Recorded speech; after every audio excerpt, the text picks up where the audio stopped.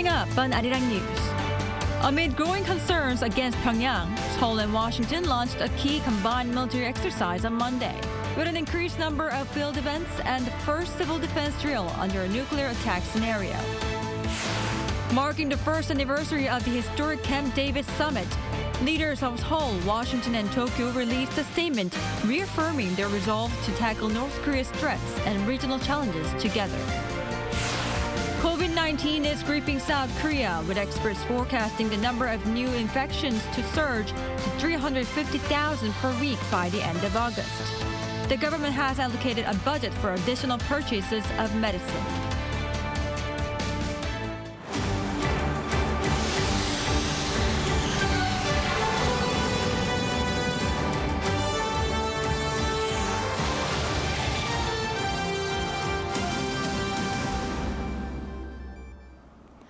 Thank you for joining Arirang News. I'm Kim Bo-kyung.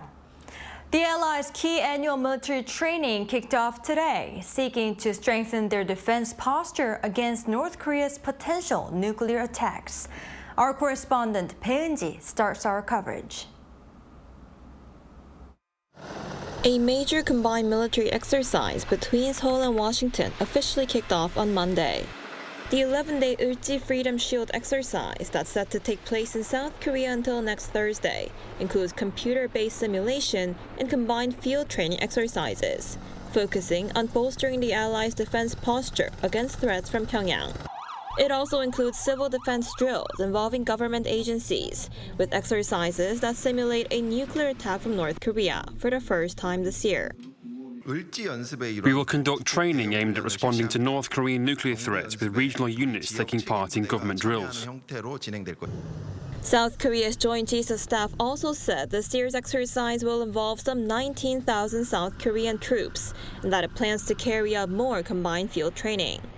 There will be a total of 48 outdoor drills, which is 10 more than last year, including field maneuvers and live-fire exercises.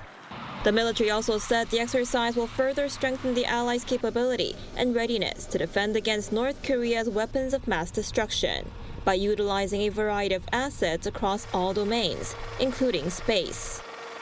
We do incorporate space-type elements into the exercise, such as GPS jamming and cyber attacks. Meanwhile, military officials from Seoul and Washington are watching closely for a potential provocation from North Korea, as Pyongyang has been strongly criticizing the large-scale military exercises, calling them a rehearsal for an invasion. Bae Eun-ji, Arirang News. With the beginning of the Allies' military exercise, South Korea's commander-in-chief urged the authorities to raise the will of the people to resist North Korea's psychological warfare and fight against fake news. Our presidential office correspondent Kim Do-yeon reports. With the start of the Ulji Freedom Shield military exercise, President Yoon Suk-yeol emphasized its importance, repeating the message that anti-state forces are operating in the dark throughout society to divide South Korea and confuse its people. 먼저 허위 정보와 가짜 뉴스 유포, 사이버 공격과 같은 북한의 회색지대 도발에 대한 대응 태세를 강화해야 합니다. 우리 사회 내부에는 자유민주주의 체제를 위협하는 반국가 세력들이 곳곳에서 암약하고 있습니다. The comments came on Monday as he opened a cabinet meeting that kicked off the Ulji Freedom Shield exercise. This is his third such exercise, and while his opening message was similar to previous ones, it was his first time calling for the government to come up with measures to raise the will of the public to, quote, resist the propaganda by the North. 북한은 개전 초기부터 이들을 동원하여 폭력과 여론몰이 그리고 선전, 선동으로 국민적 혼란을 가중하고 국론 분열을 꾀할 것입니다. 이러한 혼란과 분열을 차단하고 전 국민의 항전 의지를 높일 수 있는 방안을 적극 강구해야 합니다. As he has been saying previously, Yoon said war could break out at any time, and wars come in different forms than in the past and require a nationwide effort to protect the nation. And with the nationwide civil defense exercise coming up on Thursday as part of the Ulchi Freedom Shield, Yoon requested that the public follow the government's instructions during evacuation and traffic control training. Meanwhile, the top office also said that before the cabinet meeting, Yoon presided over a National Security Council meeting for the practice at the National Crisis Management Center and reviewed the nation's war preparedness and the wartime transition procedures of each department. On top of the encouragement for the exercise, Yoon also requested that safety measures be kept in mind for those participating in the exercise. Kim Do-yeon, Arirang News. Marking 1 year since the Camp David summit, the leaders of South Korea, the U.S. and Japan reaffirmed their cooperation to tackle regional and global challenges. Our senior correspondent, Oh Soo-young, explains. The leaders of South Korea, the United States and Japan reaffirmed their resolve to tackling North Korea's nuclear threat and other regional and global challenges as they seek to preserve commitments made at their Camp David summit last year. In a joint statement to mark 1 year since their first ever standalone trilateral meeting, President Yoon Suk-yeol, US President Joe Biden and Japanese Prime Minister Fumio Kishida on Sunday said they remain inspired by the spirit of Camp David and the Camp David principles as a roadmap for cooperation, as well as the commitment to consult on threats and challenges to their collective interests and security. Previously limited to traditional security areas, the scope of trilateral cooperation has become comprehensive to include economic security, advanced technology, cybersecurity, development, and human exchanges. According to Seoul's Deputy National Security Advisor Kim Tae-ho, major achievements include a real-time system for sharing North Korean missile warning information, the first ever multi-domain Freedom Edge exercise between their militaries, and the establishment of a trilateral security cooperation framework. The three countries have also been making progress on economic security dialogue, early warning systems to stabilize supply chains, space security dialogue, quantum research and youth exchanges. The most significant outcome of the Camp David summit has been to set in stone that trilateral cooperation by establishing annual meetings between leaders, national security advisors and ministers of foreign affairs, defense and trade. Such efforts to institutionalize the Camp David framework are becoming all the more important, as Japan and the US will have new leaders take office in the coming months. This trilateral cooperation was attainable under the top-down approach, which was initiated by three leaders. In this sense, if domestic politics are changed, this architecture might be affected. In short, this type of top-down approach is rarely expected any longer if three leaders are gone or become weaker in their political power. In this vein, a key question should be whether a bottom-up approach can function as an alternative to a top-down approach in the era of post-three leaders. A senior Korean official on Sunday said Washington and Tokyo value the importance of the South Korea-US alliance and South Korea-Japan relations, as well as the significance of Camp David, indicating that their support for the Camp David mechanism remains sturdy, regardless of political changes. Still, the official acknowledged the need to create the institutional infrastructure to ensure the three-way partnership is stable in the mid to long term, adding that the three governments are sharing their views on launching a trilateral cooperation secretariat. While discussions on holding a leaders' summit are in the early stages, the annual gathering is likely to take place on the sidelines of a multilateral conference later this year. Oh Soo-young, Arirang News. On the international front, the latest public opinion poll shows Vice President Kamala Harris racing ahead of her rival Donald Trump, as her party's national convention is set to start later today. Lee Seung-jae has more. Just a day before the Democratic Party's national convention kicks off in Chicago on Monday, another nationwide poll on the upcoming U.S. presidential election shows Vice President Kamala Harris leading former President Donald Trump. In the poll conducted jointly by Washington Post, ABC, and Ipsos on 2,335 adults nationwide from August 9th to the 13th and released on Sunday, the Harris-Walz camp leads the Trump-Vance camp 49% to 45% among registered voters, while the vice president has a 51% to 45% lead over Trump among likely voters. However, the latest poll shows that Trump leads Harris when it comes to some key issues in the United States. Respondents believe that Trump would do a better job in dealing with issues like the economy, inflation, immigration, and the prolonged conflict in the Middle East.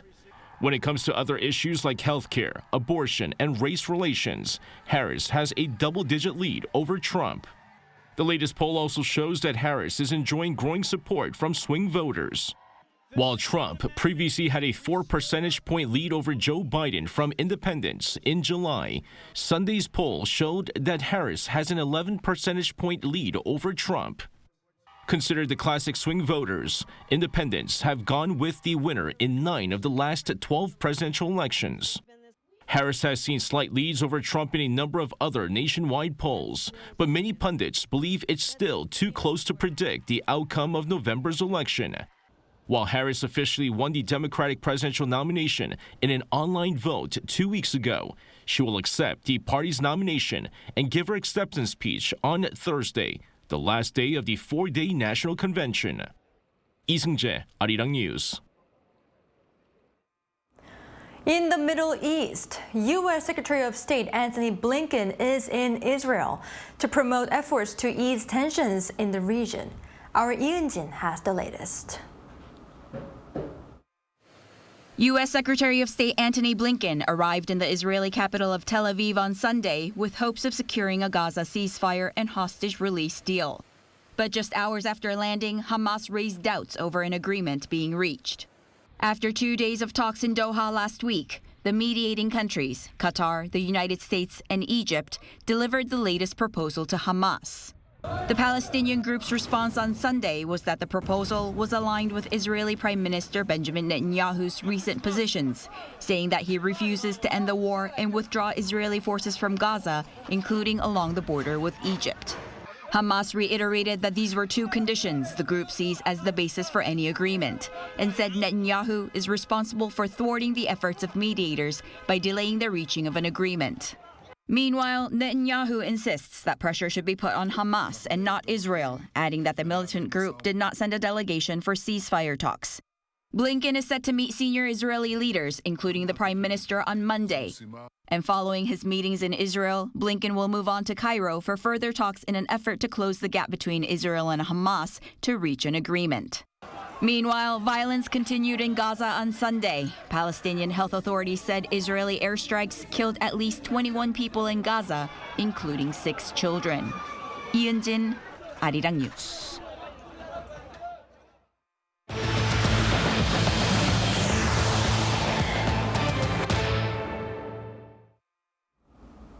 Back on the domestic front, with opposition leader Lee Jae-myung again elected as the leader of the Democratic Party, he and the ruling party leader Han Dong-hoon have agreed to meet for talks on Sunday, likely to discuss improving people's livelihoods. Our Lee Si-woo reports. The leaders of the ruling People Power Party and the main opposition Democratic Party of Korea are set to sit down for face-to-face talks at the National Assembly this Sunday. DP lawmaker Lee Hae-sik told reporters on Monday that the meeting is scheduled for 3 in the afternoon. No specific agendas nor list of attendees are set for now. This follows the recently elected DP chairman Lee Jae-myung's suggestion for leaders' talks after he secured a record-high majority against the other 2 candidates at Sunday's DP National Convention. In his acceptance speech, Lee proposed face-to-face talks with President Yoon Suk-yeol and also separately his counterpart, the PPP chairman Han Dong-hoon, to, quote, take care of people's lives. I suggest leadership talks with the People Power Party's chairman Han Dong-hoon. Let's discuss urgent issues candidly. Han responded to Lee's suggestion favorably. On Monday, the ruling party leader recently elected himself and just a month into his role, congratulated Lee on his win. Han welcomed the suggestion and said they should set a time and place in short time. I expect candid discussions regarding people's livelihoods and pending political issues in the near future will lead to practical results. The PPP's priorities are in discussing livelihood and policy issues that both the government and the ruling party are pushing for, such as the abolition of financial investment income tax, reforms on real estate and inheritance tax rules, and more support for the domestic semiconductor industry. But the first thing DP wants to discuss is starting a special prosecution probe into the death of a Marine, Corporal Che, during a search operation last year, something they've tried through legislative action, but to no avail amid ruling party disapproval, and providing relief vouchers for all people of South Korea. Despite the differences, however, the rival parties' mutual will to tackle livelihoods issues will likely lead to them meeting somewhere halfway. Both Han and Lee have said they are open to a range of agendas that will help improve people's lives. 이시후, Arirang News. Meanwhile, it appears as though COVID-19 hasn't fully reached its endemic phase just yet. As schools are looking to reopen, the number of patients has also been on the rise. An Sung-jin takes a closer look. As students start to head back to school, the rise of COVID-19 is looking to hit its peak. According to the Korea Disease Control and Prevention Agency on Monday, by the end of August, there's expected to be up to 350,000 COVID-19 infections per week. This figure is close to last year's peak. The agency has pledged to pay closer attention to spread-prone areas and to stabilize the supply of medicine and test kits. This comes as the Disease Control Agency announced that following a cabinet meeting on Monday, approximately 300 billion won, or $224 million, will be allocated to buy additional medicine for COVID-19. This is enough to treat 260,000 people. Securing a budget for more has been crucial as usage has surged by more than 40 times over the past month. The additional supplies will first be provided to high-risk groups and then successively to pharmacies nationwide to stabilize supply. In particular, authorities are paying close attention as most elementary, middle, and high schools across the country will begin their second semester this week. An official from the Disease Control Agency added that COVID-19 prevention guidelines were distributed to schools last week. Those who have been infected should rest at home and return to school once symptoms have disappeared. They also emphasized that a student's period of absence will be recognized as attendance. Authorities have also tightened the criteria for what is classed as a mass infection at high-risk facilities from 10 people to 2, blocking further spread as early as possible. An Sung-jin, Arirang News. The government's second round of recruitment for trainee doctors for the second half of this year has seen just 21 additional applications. The Health Ministry announced this on Monday after the additional round of recruitment closed last week. Out of the new applicants, 7 applied to the so-called Big 5 hospitals in Seoul. Adding to those that had already applied in the first round brings the total number of trainee applications to only 125, which is less than 2% of the recruitment quota. Each training hospital is to select successful candidates, as the training period for the second half is to start on September 1st. Tackling difficulties in childcare and educational expenses have been among the most pressing concerns in the country.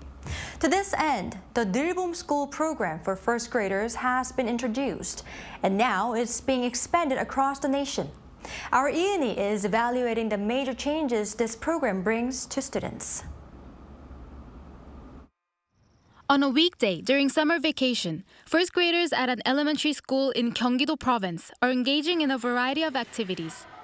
This is part of the Neulbom School program, introduced in March of this year and expanded in the second semester to provide education and care services for elementary students before and after regular school hours. Education reform implemented by the South Korean government this year has made significant strides to address childcare challenges and ease the financial burden on families by integrating existing childcare services and after-school activities into Neulbom School. Currently, Neulbom programs are available to all first graders for free, unlike existing childcare services and after-school programs. Most importantly, the operating hours are longer, starting as early as 7 a.m. and running until 8 p.m. as needed. Songlin Elementary School is focused on providing a wide variety of classes that cater to the needs of students, spanning from dance to computer programming. Surveys of parents showed a strong interest in more diverse programs, including more physical activities and better support for students to adjust to school. The launch of the Neulbom School program has allowed us to address many of these suggestions, which is very fulfilling as the program coordinator. I'm growing more confident in our school. Following its trial run last year, Songlin Elementary School was awarded with an Excellence Award from the Ministry of Education. Through planning and preparation, the school made key adjustments to better run the program. To ensure the success of the program, it is important to address several concerns, including shortages of classrooms and teachers. Let's see some approaches to address these issues. Using the same classrooms for the new after-school programs caused inconvenience, as teachers had to clear their classrooms. This year, we reviewed available spaces, repurposed small and underutilized rooms, and changed the classroom furniture to meet special needs. Now, regular classes and after-school programs run smoothly without conflict. To address teacher shortages, the school brought in instructors from the city's dance association. Whacking is the most fun dance. I'm excited to come to school for dance class. Dancing is really fun. As part of its Neulbom program, Songlin Elementary School is already expanding its range of programs to include students from other grades. Cheerleading is one of the programs. At first, being the only guy made me worried about feeling left out, but everyone has been very supportive, and practice has been a lot of fun. I'm excited to continue cheerleading in the future. With collaborative efforts from both the government and schools, Neulbom School will expand to include second graders by 2025 and serve all elementary grades by 2026. Eun, Arirang News. Korea's Baseball League set a new single-season attendance record this past weekend. According to the Korea Baseball Organization, on Sunday alone, over 91,000 spectators gathered across 5 stadiums nationwide. The latest number has raised this season's total attendance to almost 8.5 million, the highest ever. In fact, pundits predict this season may see spectators surging past 10 million for the first time. Out of this season's 720 games, 573 matches have been played and 147 remain.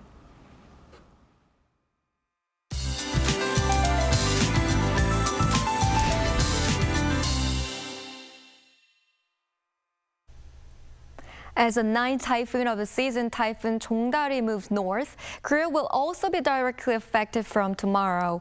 Tomorrow night, when the typhoon is close, more than 30 millimeters of rain per hour will fall around Jeju Island and the southern coast. There will be more than 100 millimeters of heavy rain until Wednesday, and as much as 80 will fall in other southern regions. While heatwave warnings are being issued in most parts of the country, they have been in place for 20 days in Seoul. There are still many places where the feels-like temperatures rise to around 35 degrees Celsius during the daytime. This hot weather will continue throughout the week. Tomorrow morning will start with hot conditions all over the country. Highs will move up to 35 in Seoul and Gyeongju, Daejeon 36 degrees. There's more rain forecast across the country on Wednesday and Thursday. That's all for Korea. Here are the weather conditions around the world.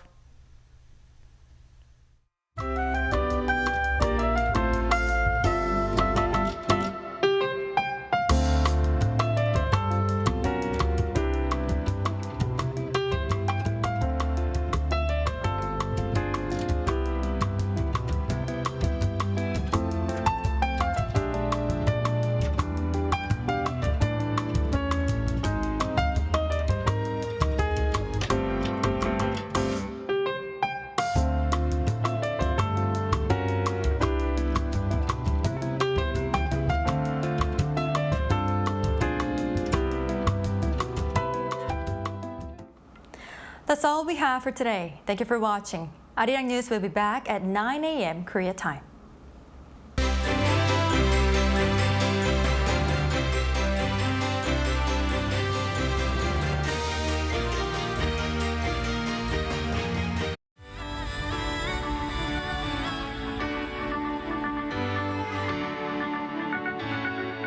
Completely new.